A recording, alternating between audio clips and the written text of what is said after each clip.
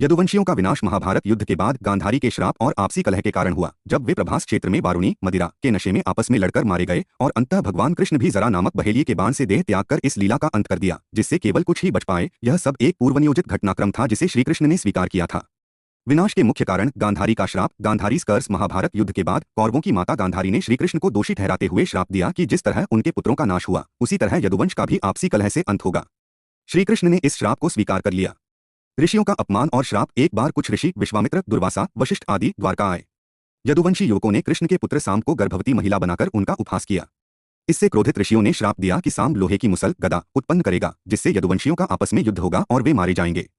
प्रभास क्षेत्र में कलह। फ्रैट्रिसाइडल वॉर श्राप के प्रभाव से एक दिन प्रभास तीर्थ पर यादव आपस में लड़ने लगे।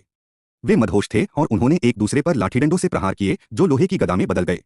इस आपसी युद्ध में लगभग सभी यादव मारे गए।